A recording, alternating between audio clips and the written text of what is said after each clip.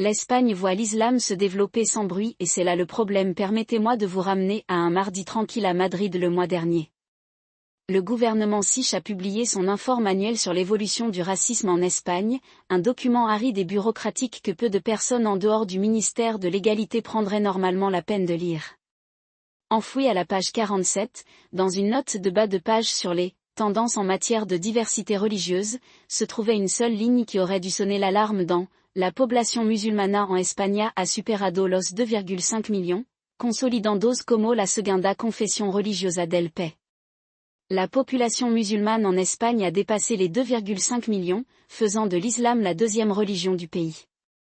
À première vue, cela pourrait ressembler à une simple note démographique de plus. L'Espagne a toujours eu une population musulmane, après tout, depuis les siècles sous la domination maure jusqu'aux vagues plus récentes de migration nord-africaine.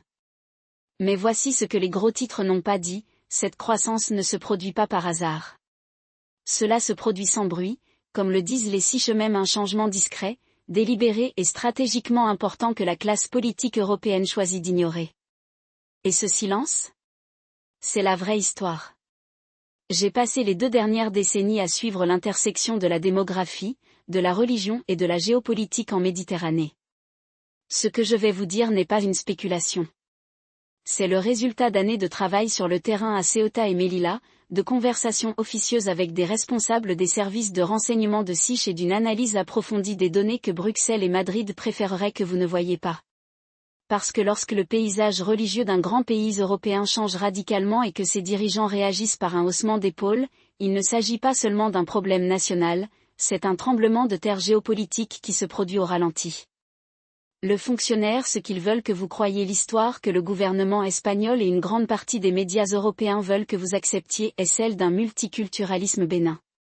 Selon les chiffres officiels, la population musulmane d'Espagne a augmenté régulièrement au cours des 2 dernières décennies, passant d'environ 300 000 personnes en 2000 à plus de 2,5 millions aujourd'hui.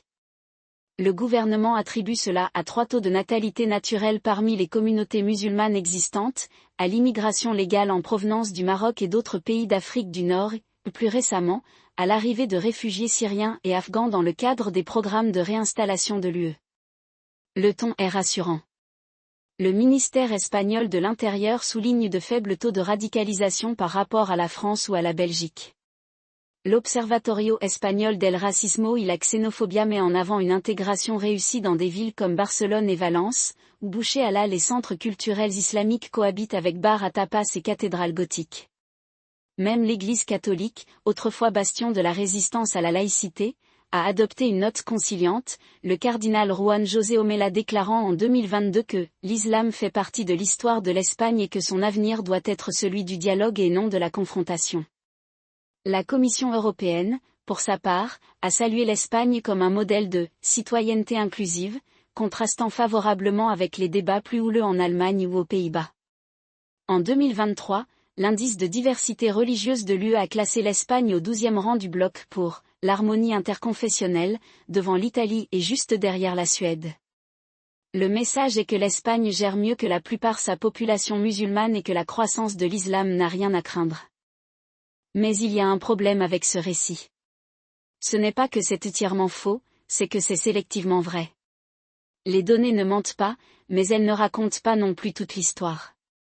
Et quand on creuse sous la surface, on ne découvre pas seulement un changement démographique. Il s'agit d'un jeu d'échecs géopolitique, que les dirigeants européens sont soit trop naïfs, soit trop cyniques pour le reconnaître. Déconstruire ce qui se passe réellement, commençons par les chiffres. Le chiffre de 2,5 millions de musulmans avancé par le gouvernement Sich est presque certainement sous-estimé. Pourquoi ? Parce qu'il n'inclut que les résidents légaux. L'Espagne, comme la plupart des pays d'Europe, compte une importante population sans papier, les estimations varient entre 300 000 et 600 000 personnes, principalement originaires du Maroc et d'Afrique subsaharienne. Si l'on prend en compte ces chiffres, le nombre réel est plus proche de 3 millions. Cela représente environ 6% de la population espagnole, et dans certaines régions, comme la Catalogne et l'Andalousie, ce chiffre dépasse déjà 10%. Aujourd'hui, 6% peut sembler peu, mais considérons qu'en 2000, les musulmans représentaient moins de 1% de la population espagnole. Cela représente une multiplication par 6 en seulement 24 ans. À titre de comparaison, la population musulmane de France a augmenté de 5% à 9% sur la même période.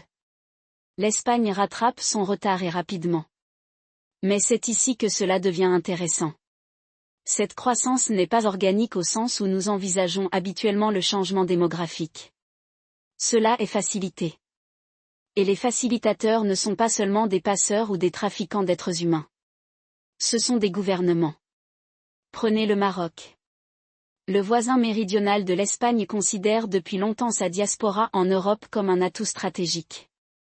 Dans les années 1990, le roi Hassan II avait qualifié les migrants marocains en Europe de « nos meilleurs ambassadeurs ». Mais sous son fils Mohamed VI, cette stratégie a évolué. Le Maroc ne veut pas seulement que ses citoyens travaillent en Europe, il veut qu'ils y restent, qu'ils se reproduisent et qu'ils aient une influence. Et l'Espagne, avec ses frontières poreuses et ses liens historiques avec l'Afrique du Nord, constitue le terrain d'essai idéal. J'ai pu le constater à Ceuta et Melilla, les deux enclaves espagnoles sur la côte marocaine. Ces villes constituent les seules frontières terrestres de l'Europe avec l'Afrique et constituent le point de départ de la stratégie démographique du Maroc. En 2021, j'ai passé 3 semaines à Melilla, interviewant des gardes frontières, des travailleurs d'ONG et des hommes politiques locaux. Ce que j'ai appris, c'est que le Maroc ne se contente pas de tolérer la migration, il l'encourage. Voici comment cela fonctionne. Le Maroc contrôle le flux de migrants vers Ceuta et Melilla. Lorsqu'il veut faire pression sur l'Espagne par exemple sur les droits de pêche au Sahara occidental ou sur le soutien diplomatique à ses revendications sur le territoire, il ouvre les vannes. En 2021, après que l'Espagne a autorisé le Front Polisario à recevoir des soins médicaux à Madrid, le Maroc a soudainement cessé de maintenir la police de son côté de la frontière. En quelques jours, plus de 8000 migrants ont pris d'assaut les clôtures de Ceuta. L'Espagne a été contrainte de déployer l'armée. Le message était traversez-nous et nous vous enverrons une vague humaine que vous ne pourrez pas arrêter. Mais ce n'est pas seulement une question de pression. Le Maroc joue également le jeu du long terme. Il investit massivement dans sa diaspora, finançant des mosquées, des écoles islamiques et des centres culturels dans toute l'Espagne. La Fédération Espanola de Entidad Religiosa Islamica, la plus grande organisation fêtière musulmane d'Espagne, est dominée par des groupes liés au Maroc.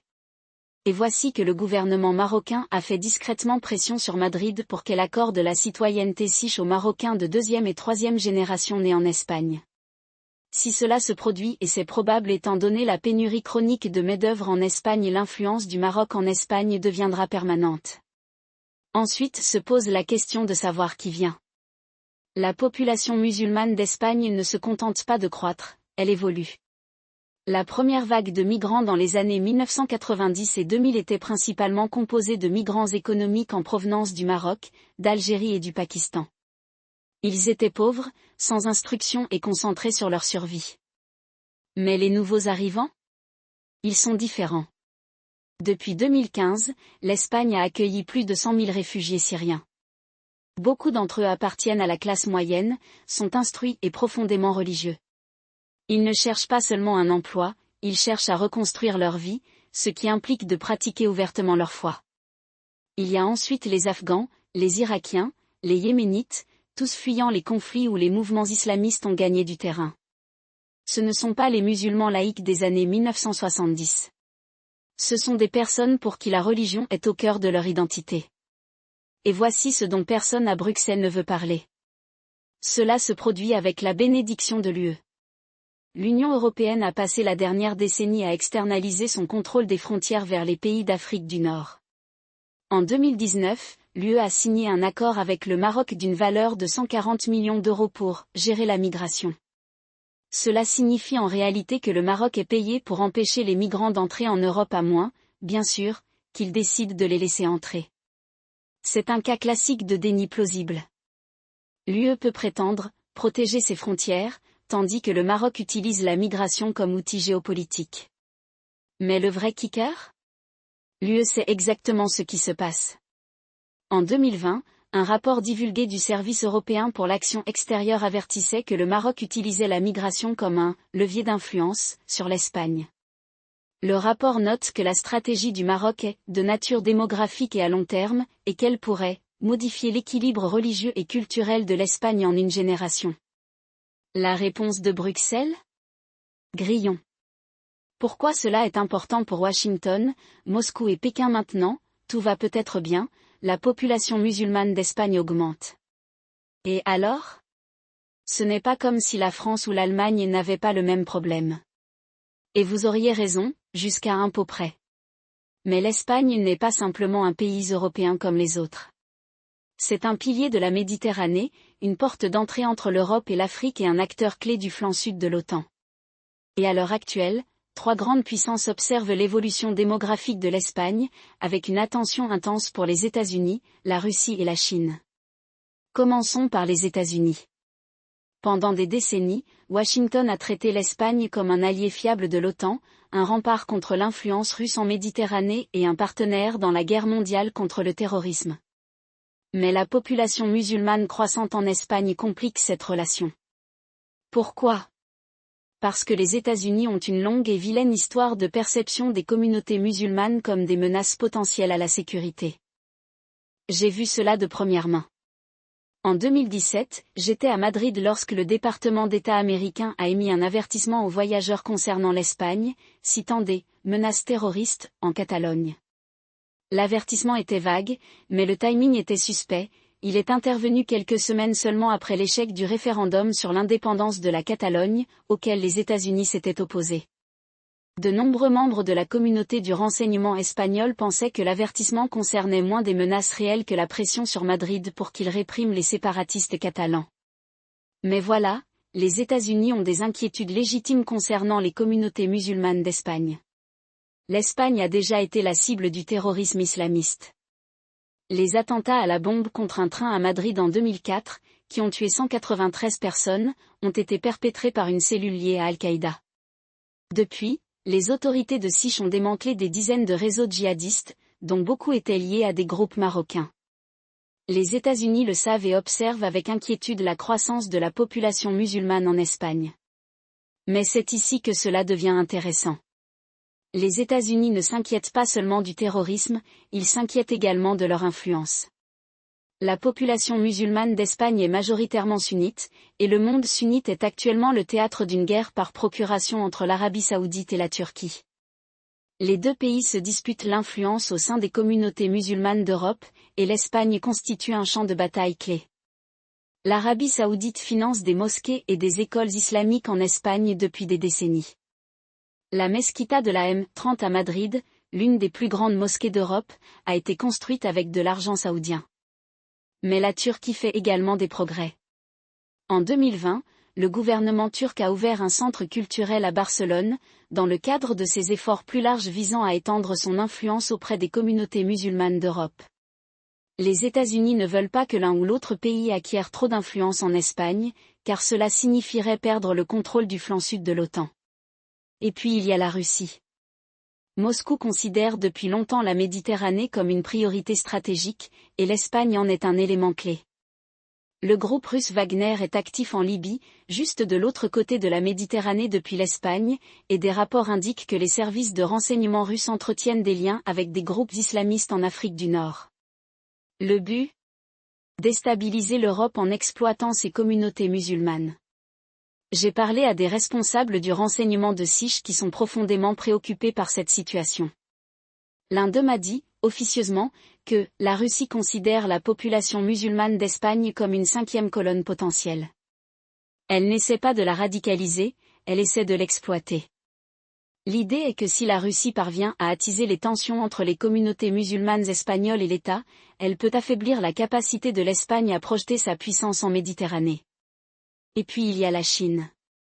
Pékin fait des percées en Espagne depuis des années, en investissant dans les ports, les infrastructures et la technologie.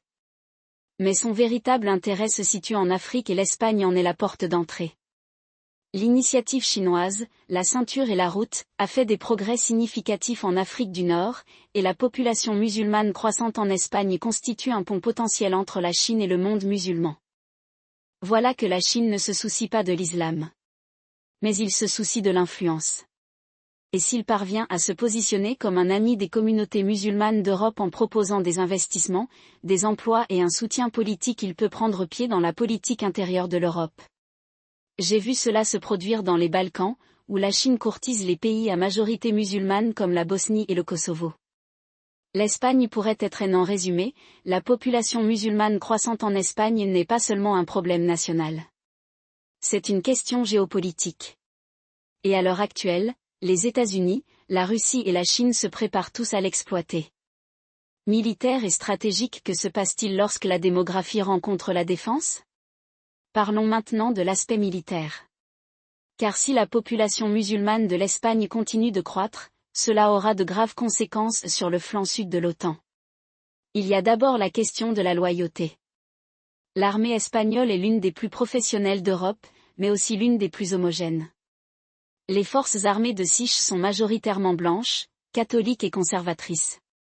Ce n'est plus un problème aujourd'hui, mais que se passe-t-il lorsque 10% de la population espagnole est musulmane ? Les citoyens musulmans d'Espagne seront-ils prêts à servir dans une armée qui est encore considérée comme un bastion de l'Espagne chrétienne ? J'ai parlé à des officiers militaires de Sich qui s'inquiètent de cette situation.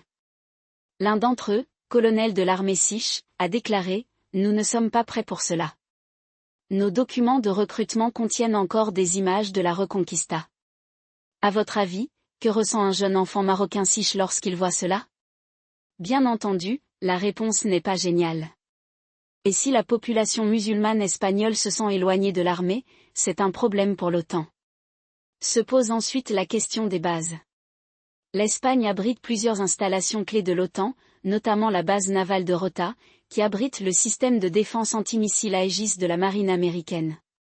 Rota est essentiel à la capacité de l'OTAN à projeter sa puissance en Méditerranée et au Moyen-Orient. Mais que se passerait-il si la population musulmane espagnole commençait à considérer ces bases comme des symboles de l'impérialisme occidental ? Ce n'est pas hypothétique.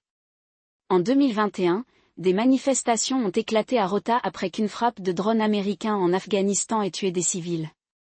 Les manifestations étaient modestes, mais elles étaient dirigées par des militants musulmans locaux. Si la population musulmane d'Espagne continue de croître, ces manifestations pourraient devenir plus fréquentes et plus perturbatrices. Et puis il y a la plus grande implication militaire de ce qui se passerait si la population musulmane d'Espagne devenait majoritaire dans certaines régions. Ce n'est pas aussi farfelu qu'il y paraît. En Catalogne, les musulmans représentent déjà plus de 10% de la population. Dans certains quartiers de Barcelone, comme El Raval, ils sont déjà majoritaires. Si la tendance actuelle se poursuit, la Catalogne pourrait compter 20% de musulmans d'ici 2040.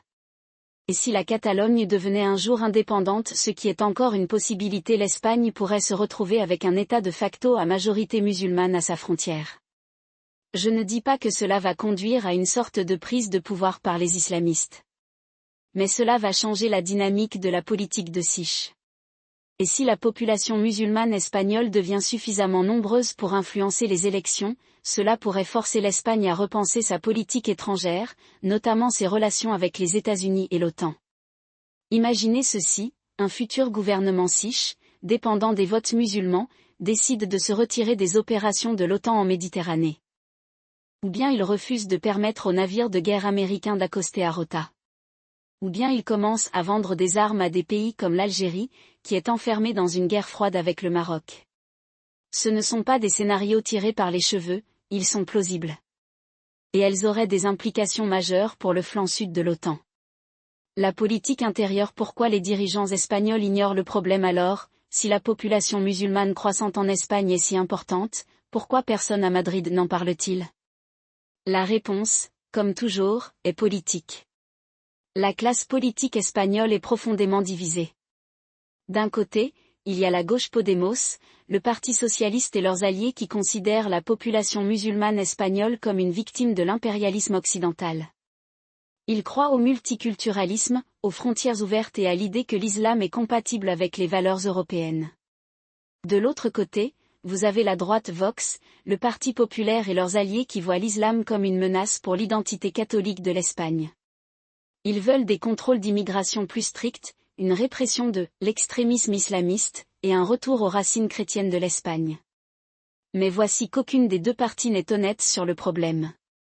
La gauche refuse de reconnaître que la population musulmane d'Espagne augmente trop rapidement pour que l'intégration puisse suivre. Ils soulignent les faibles taux de radicalisation comme preuve que tout va bien, mais ils ignorent le fait que les communautés musulmanes d'Espagne sont de plus en plus ségrégées, et non moins. Dans des villes comme Barcelone et Madrid, les quartiers musulmans sont de plus en plus des sociétés parallèles, où le siche est une seconde langue et où les conseils de la charia opèrent dans l'ombre. Pendant ce temps, la droite exploite la question à des fins politiques. Vox, le parti d'extrême droite espagnol, a fait de l'opposition à l'islam un élément central de son programme. Mais ses solutions expulsion massive, interdiction de la nourriture halal, abolition des écoles islamiques sont irréalisables et contre-productives. Voilà ce qui est inconfortable. La population musulmane d'Espagne connaît la croissance la plus rapide dans les régions qui comptent le plus pour l'OTAN. Ceuta et Melilla, les deux enclaves siches d'Afrique du Nord, sont déjà majoritairement musulmanes. Les villes portuaires d'Algésiras, de Malaga et de Valence critiques pour la logistique maritime de l'OTAN ont vu leur population musulmane doubler au cours de la dernière décennie. Et puis il y a les îles Canaries, une plaque tournante stratégique pour les opérations des États-Unis et de l'OTAN dans l'Atlantique, où les communautés marocaines et sénégalaises évoluent rapidement. Je ne dis pas que chaque musulman d'Espagne constitue une menace pour la sécurité. C'est le genre de pensée simpliste qui cause des ennuis aux gens. Mais je dis que lorsqu'il y a de grandes populations non intégrées dans des zones stratégiques clés, vous créez des vulnérabilités. Et les vulnérabilités, en géopolitique, sont des opportunités pour les adversaires. Prenez la Russie, par exemple. Moscou cultive discrètement ses liens avec le Maroc, l'Algérie et même certains des États les plus conservateurs du Golfe. Ils ne font pas ça par altruisme. Ils le font parce qu'ils comprennent que les communautés musulmanes d'Europe constituent une pression potentielle.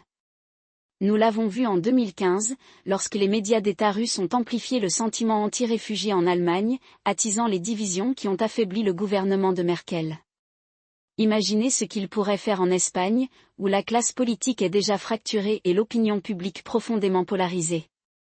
Et puis il y a la Turquie. Le gouvernement d'Erdogan a étendu de manière agressive son influence au sein des communautés musulmanes d'Europe, en finançant des mosquées, des centres culturels et même des groupes de pression politique. En Espagne, la direction turque des affaires religieuses, Diyanet, contrôle un nombre important de mosquées, dont certaines à Ceuta et Melilla. Et même si la Turquie est un allié de l'OTAN, ses intérêts ne correspondent pas toujours à ceux de l'Occident. Erdogan n'a pas caché sa volonté de positionner la Turquie comme le leader du monde musulman.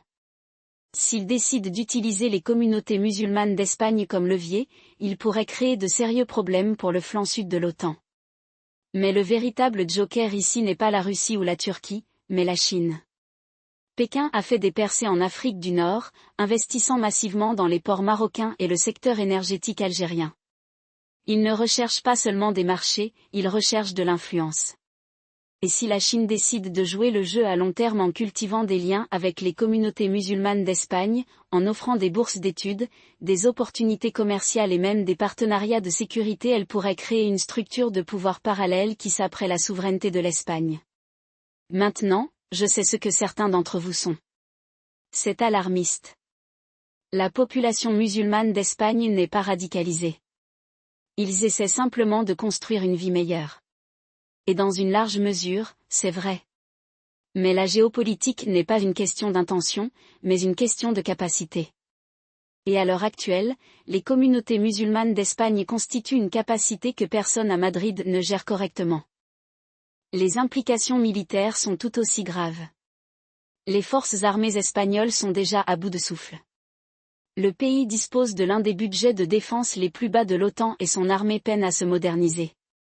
Si la population musulmane d'Espagne continue de croître sans une intégration adéquate, cela pourrait créer des problèmes de recrutement pour l'armée, un problème qui apparaît déjà dans d'autres pays européens. En France, par exemple, l'armée a dû assouplir ses règles en matière d'accommodement religieux pour attirer des recrues musulmanes. L'Espagne pourrait être confrontée au même dilemme. Et puis il y a la question de la fidélité. En cas de crise, par exemple un conflit avec le Maroc à propos de Ceuta et Melilla, les soldats et policiers musulmans espagnols resteraient-ils fidèles à Madrid ? Ou se considérerait-il comme faisant partie d'une oumma musulmane plus large? C'est une question que personne parmi les dirigeants politiques ou militaires espagnols ne veut poser, mais c'est une question qui empêche les analystes du renseignement de dormir la nuit. La population musulmane croissante en Espagne n'est pas seulement un problème national. C'est une bombe à retardement géopolitique. Et à l'heure actuelle, personne au pouvoir ne fait quoi que ce soit pour le désamorcer. La gauche est trop occupée à promouvoir le multiculturalisme. La droite est trop occupée à faire des musulmans des boucs émissaires à des fins politiques. Et l'OTAN? Ils sont trop occupés à s'inquiéter de la Russie dans les pays baltes pour prêter attention à ce qui se passe en Méditerranée. Mais remarquez bien, c'est le genre de crise à combustion lente qui définira la sécurité de l'Europe au XXIe siècle. Et l'Espagne, avec sa situation stratégique, son effondrement démographique et son dysfonctionnement politique, est le point zéro. Ce que la plupart des gens ne réalisent pas, c'est que la classe politique espagnole est déjà profondément divisée sur la manière de gérer cette question et cette division ne fait qu'aggraver le problème.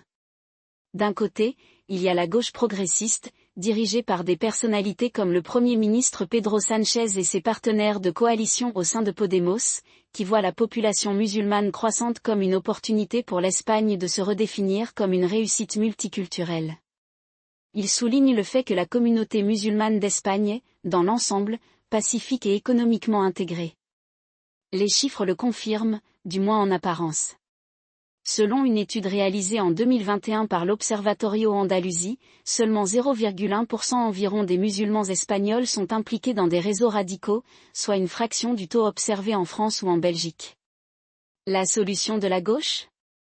Plus de programmes d'intégration, plus de financement pour les mosquées et plus de dialogue. En 2020, le gouvernement Sánchez a même lancé un « plan stratégique pour la citoyenneté et l'intégration », doté d'un budget de 200 millions d'euros, visant à favoriser la cohésion sociale. Mais voici l'inconfortable, ces programmes reposent sur une incompréhension fondamentale du fonctionnement réel de l'intégration. La gauche suppose que si vous investissez suffisamment d'argent pour résoudre le problème, si vous célébrez l'Aïd al-Fitr dans les écoles publiques et financez des cours de langue arabe, la communauté musulmane s'assimilera naturellement à la démocratie laïque et libérale espagnole. Mais ce n'est pas ainsi que fonctionne la politique identitaire au XXIe siècle. Plus vous insistez sur les différences religieuses et culturelles, plus vous les renforcez. Et en Espagne, où les identités régionales comme le nationalisme catalan et basque ont déjà affaibli la cohésion nationale, cette approche joue avec le feu. Laissez-moi vous expliquer pourquoi c'est important. La gauche politique espagnole opère sous l'illusion que le multiculturalisme est une voie à sens unique, que si l'Espagne s'adapte à l'islam s'adaptera à l'Espagne. Mais ce n'est pas ainsi que cela se passe dans la pratique. Prenons le cas de la Catalogne, où vit près de 40% de la population musulmane espagnole. Dans des villes comme Barcelone et Gérone, on assiste à l'émergence de sociétés parallèles où la loi siche et les normes islamiques coexistent avec difficulté. En 2019, le gouvernement catalan a dû intervenir dans une école primaire de Solt, une ville à 40% de population musulmane, après que des informations ont fait état de pression exercée sur les étudiantes pour qu'elles portent le hijab. La réponse de l'école? Interdire tous les symboles religieux, y compris les croix chrétiennes, au nom de la neutralité. Ce n'est pas de l'intégration, c'est de l'abandon. Et la réponse de la gauche à ces tensions? Doubler la mise sur la politique identitaire.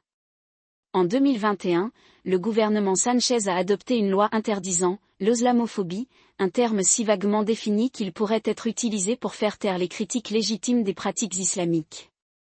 Pendant ce temps, le même gouvernement est resté manifestement silencieux sur des questions telles que les mutilations génitales féminines, qui touchent environ 17 000 filles en Espagne, ou sur la montée des tribunaux islamiques non réglementés qui opèrent dans l'ombre du système judiciaire. Pourquoi? Parce que reconnaître ces problèmes nécessiterait d'admettre que le multiculturalisme a des limites et c'est une conversation que la gauche chiche n'est pas prête à avoir. Or, si l'approche de la gauche est naïve, celle de la droite est carrément dangereuse. Le Partido Popular conservateur et le parti d'extrême droite Vox ont fait de l'opposition à l'islam un élément central de leur programme politique. Vox, en particulier, a été d'une efficacité alarmante pour transformer le problème en arme. En 2022, le leader du parti, Santiago Abascal, a prononcé un discours dans lequel il a mis en garde contre une « invasion silencieuse » de l'Espagne par les musulmans, une phrase qui faisait écho à la rhétorique de l'extrême droite en France et en Italie. Le PP, pour sa part, a tenté de se positionner comme une alternative, raisonnable, appelant à des contrôles d'immigration plus stricts et à une répression de l'islam radical. Mais leurs solutions sont tout aussi imparfaites que celles de la gauche. Interdire le hijab dans les espaces publics, comme l'ont proposé certains gouvernements régionaux du PP, ne permettra d'intégrer personne, cela va simplement pousser les communautés musulmanes encore plus dans l'ombre. Voici le véritable problème, aucune des deux parties n'a de stratégie cohérente, car aucune des deux parties n'est disposée à affronter le problème fondamental, à savoir que la population musulmane d'Espagne croît plus vite que la capacité de l'État à l'intégrer. Et plus cela dure, plus il devient probable que l'Espagne suive la voie d'autres pays européens où les communautés musulmanes se sont mobilisées politiquement. Regardez la Belgique, où le parti islamique a remporté des sièges aux élections locales en faisant campagne sur des questions telles que la nourriture halal dans les écoles et des horaires de baignade séparés pour les hommes et les femmes. Ou regardez la France, où le Rassemblement national d'extrême droite a fait de l'opposition à l'islam un pilier central de son programme, tandis que la gauche a répondu en adoptant une forme de laïcité si agressive qu'elle a aliéné même les musulmans modérés. L'Espagne n'en est pas encore là, mais les signes avant-coureurs sont là. En 2020, une enquête du Centro de Investigación Sociológica a révélé que 45% des Siar pensent que l'islam est incompatible avec les valeurs siches, un chiffre en constante augmentation. Et en 2021, un sondage d'LP a révélé que 60% des Siar étaient favorables à l'interdiction de la construction de nouvelles mosquées. Ces chiffres devraient être un signal d'alarme. Il suggère que l'Espagne sombre dans un avenir où sa population musulmane devient un ballon de football politique permanent, la gauche et la droite l'utilisant comme un enjeu pour mobiliser leur base. Alors quelle est l'alternative ? La première étape serait que la classe politique espagnole cesse de prétendre qu'il s'agit simplement d'une question de bonne volonté et de dialogue. L'intégration n'est pas un exercice de bien-être, c'est un projet piloté par l'État qui nécessite des règles claires, des institutions fortes et une volonté de les faire respecter. Cela signifie sévir contre les écoles islamiques non réglementées qui enseignent une version de l'islam en contradiction avec les valeurs constitutionnelles espagnoles. Cela signifie exiger que les imams soient formés en Espagne, et non importés de pays comme le Maroc ou l'Arabie saoudite, qui ont leurs propres agendas géopolitiques. Et cela signifie qu'il est clair que même si l'Espagne respecte la liberté religieuse, elle ne tolérera pas de système juridique parallèle ou de pratiques qui violent la loi siche. Mais voilà, rien de tout cela ne fonctionnera si la classe politique espagnole reste aussi divisée qu'elle l'est aujourd'hui. La gauche doit cesser de traiter l'intégration comme une question de justice sociale et commencer à la traiter comme une priorité de sécurité nationale. La droite doit cesser de faire des musulmans des boucs émissaires et commencer à proposer de vraies solutions. Et les deux partis doivent reconnaître que l'alternative, une Espagne où les communautés musulmanes deviennent de plus en plus aliénées et politiquement mobilisées, est une recette pour l'instabilité. Laissez-moi tranquille, je ne prédis pas un choc civilisationnel ou une prise de contrôle de l'Espagne par les musulmans. C'est le genre d'absurdités alarmistes qui font vendre des livres mais qui n'ont aucun fondement dans la réalité. Ce que je dis, c'est que l'Espagne est confrontée à une lente crise de souveraineté, qui pourrait miner sa cohésion sociale, sa préparation militaire et sa position géopolitique en Méditerranée. Et pour l'instant, personne à Madrid ne traite cette question avec l'urgence qu'elle mérite. La question est, quand le feront-ils ? Parce qu'au moment où ils le feront, il sera peut-être déjà trop tard. Or, ce que la plupart des gens ne réalisent pas, c'est que l'approche de l'Espagne à l'égard de sa population musulmane croissante n'est pas seulement un échec de sa politique intérieure, c'est une vulnérabilité stratégique sur l'échiquier méditerranéen au sens large. La Méditerranée a toujours été une ligne de fracture, un lieu où s'affrontent les empires et les civilisations, des guerres puniques aux conquêtes ottomanes en passant par la lutte d'influence moderne entre l'OTAN, la Russie et les États du Golfe. L'Espagne se situe à la limite occidentale de cette ligne de fracture, et sa capacité à gérer sa dynamique musulmane interne déterminera si elle restera un allié occidental stable ou si elle deviendra un maillon faible du flanc sud de l'Europe. Laissez-moi vous expliquer pourquoi c'est important. La population musulmane d'Espagne ne se contente pas de croître, elle devient de plus en plus organisée politiquement.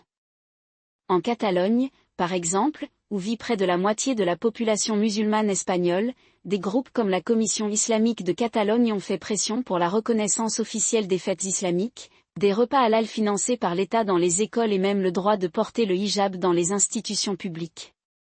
Ce ne sont pas des revendications marginales, ils sont négociés au niveau régional, souvent avec le soutien de partis de gauche désireux d'obtenir des voix. Pendant ce temps, dans des villes comme Ceuta et Melilla, les enclaves espagnoles d'Afrique du Nord, l'influence marocaine est déjà une réalité quotidienne, Rabat utilisant sa diaspora comme levier pour faire pression sur Madrid sur tous les sujets, des conflits territoriaux aux flux migratoires. Voilà pourquoi la classe politique espagnole traite cette question comme une question culturelle alors qu'il s'agit en réalité d'une question géopolitique. Le Maroc, par exemple, a passé des décennies à cultiver des liens avec les communautés musulmanes d'Espagne, en finançant des mosquées, en formant des imams et en offrant même des bourses aux jeunes musulmans siches pour qu'ils étudient dans les universités marocaines. Ce n'est pas de la charité, c'est du soft power. Rabat veut s'assurer que la population musulmane espagnole reste fidèle au Maroc et non à l'Espagne. Et ça marche. Une étude réalisée en 2021 par l'Elcano Royal Institute a révélé que près de 60% des musulmans siches s'identifient plus fortement à leur pays d'origine qu'à l'Espagne. C'est un problème. Car si la population musulmane d'Espagne devient une 5e colonne d'influence étrangère, ce ne sera pas seulement une question sociale, ce sera une question de sécurité nationale. Alors, quelle est la grande stratégie ici? L'Espagne dispose de plusieurs options, mais aucune n'est facile. La première est la voie du moins ne rien faire, de laisser la population musulmane croître et d'espérer que l'intégration se fera de manière organique. C'est la voie dans laquelle se trouve actuellement l'Espagne, et c'est la recette du désastre. La deuxième option est la laïcité agressive française, interdisant les symboles religieux dans les espaces publics et réprimant toute allusion à des sociétés parallèles. Mais l'approche de la France s'est retournée contre elle de manière spectaculaire, alimentant la radicalisation et aliénant sa population musulmane. L'Espagne n'a ni la force institutionnelle ni la volonté politique nécessaire pour mener une répression à la française, même si elle le voulait. La troisième option est celle que l'Espagne devrait, selon moi, adopter est une entreprise hybride sur le plan de la souveraineté et flexible sur le plan culturel. Cela signifie appliquer la loi SICH dans tous les coins du pays, de Ceuta à Barcelone, tout en laissant une place à l'expression religieuse à l'intérieur de ses frontières. Cela signifie financer des imams formés par SICH, fermer les mosquées financées par des fonds étrangers qui prêchent l'extrémisme et faire comprendre que la citoyenneté s'accompagne d'obligations, pas seulement de droits. Mais cela signifie également reconnaître que la population musulmane d'Espagne est là pour rester et que l'avenir du pays dépend de sa capacité à se sentir comme des siars et non comme des étrangers. Le problème est que la classe politique espagnole est trop myope pour avoir une vision d'ensemble. La gauche est trop occupée à promouvoir le multiculturalisme pour admettre que toutes les cultures ne sont pas compatibles avec la démocratie libérale. La droite est trop occupée à attiser les craintes concernant l'islam pour proposer de véritables solutions. Et les deux camps sont trop concentrés sur les prochaines élections pour penser à la prochaine génération. Pendant ce temps, le temps presse. La population musulmane d'Espagne est jeune, en croissance et de plus en plus active politiquement.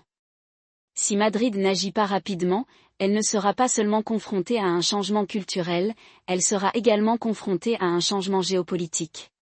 Permettez-moi de replacer cela dans une perspective historique. L'Espagne a passé des siècles à s'opposer à l'islam. La Reconquista, l'expulsion des Morisques, les guerres coloniales en Afrique du Nord, tout cela visait à tracer une ligne de démarcation entre l'Espagne chrétienne et le monde musulman. Mais aujourd'hui, cette frontière s'estompe. La population musulmane d'Espagne n'est pas seulement un fait démographique, c'est un défi vivant et respirant pour l'identité nationale du pays. Et si l'Espagne ne parvient pas à trouver un moyen d'intégrer ces musulmans, elle ne perdra pas seulement le contrôle de son propre récit, elle perdra également le contrôle de son propre avenir. La question n'est pas de savoir si l'Espagne peut se permettre d'ignorer cette question. La question est de savoir si elle peut se permettre de ne pas le faire. Car en Méditerranée, les enjeux sont toujours élevés et les marges d'erreur toujours minces. L'Espagne a une direction qu'elle peut diriger, ou qu'elle peut être dirigée. Mais s'il choisit cette dernière solution, ce ne sera pas seulement l'Espagne qui en paiera le prix, ce sera l'Europe. Et dans un monde où la Méditerranée redevient un champ de bataille, c'est un risque que personne ne peut se permettre de prendre.